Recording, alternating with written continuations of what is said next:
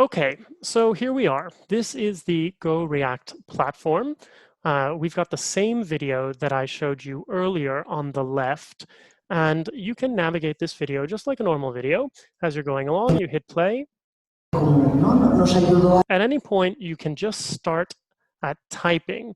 And when I start typing, test comment, and I hit enter, you can see that it appears right up there on the right side of the screen with a time code. So that's right there.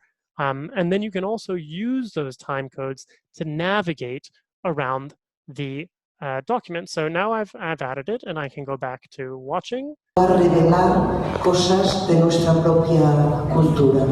Now, if I wanted to jump to where I've marked it as the interpretation starts here, I can do that right there.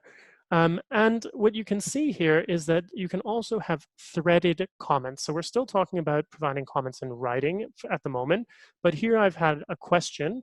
At 22 seconds in, I was like, does this gesture accurately convey the idea of at the same time, something that was very close to us? There's a kind of ambivalence here. So you saw that. I waved my hand like that. And here, it would be possible to respond. And I've actually responded, but with an audio file rather than a video file. So let's play that right now. Well, actually, I think that gesture works quite well. So it's that simple. Well, actually, okay, we don't have to listen to it twice. It's that simple. You can see that you can add audio feedback, but you can also add video feedback. And this is the thing that I think is really cool. So here we are. I'll just pull up the video. I'll hit play so you can see the video that I've added. Here, there's a moment when you've got your tablet and you're scrolling down on the screen sort of like this. And you look like you get a bit distracted at that point. So you might want to practice that so you don't get distracted, so you don't end up saying, ah.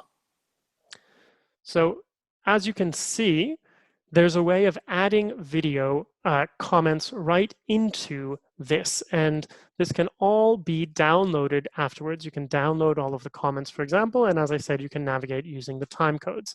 It'd be very good for sign language interpreters, right? Absolutely. That was just what I was about to say, Alex. And I see that Maya's saying the same thing. She might enjoy that, yeah.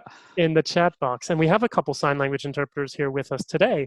Absolutely. It's sign language interpreters don't need to provide feedback as audio usually, but providing feedback with a sign, or perhaps maybe you should sign it this way instead of this way. There are so many options out there by being able to embed video feedback with a time code. So you can just click on it to go and line it up with what you're looking at. So that is the basic kinds of feedback that you can provide in this tool. There's other things too. You can upload a file, you can link to YouTube, you can pull from your own library. If you had a rubric or a document that provided some tips, for example, you can add an endnote at the end. But now I wanted to tell you about some of the use cases that I can envision for this. So what I was just telling you about is for peers that are practicing, or maybe for students that are learning. But another very interesting use case would be for running tests or exams online. I know that we have some teachers, some faculty members with us for this webinar today.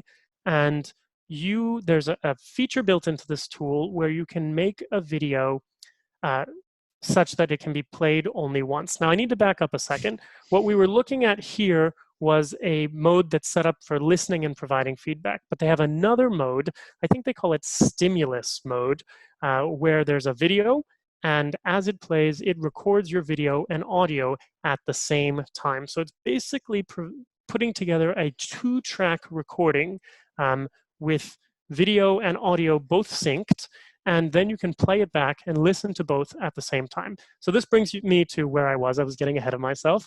But that's why really not, neat though, yeah. Yeah, why not have this as a testing approach if you have to test your students?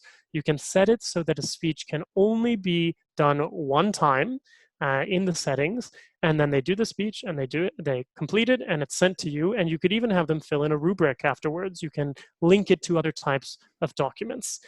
So that's one very interesting use case. Another really cool thing about this tool is that it will allow you to record group video sessions. So up to 6 webcams at once, live, streaming in from 6 different places.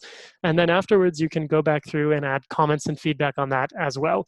So there's a ton of possibilities out here. We might do a deeper dive if people are interested, but I wanted to make you all aware of GoReact, which is a very interesting tool for providing not only written, but also audio and video feedback.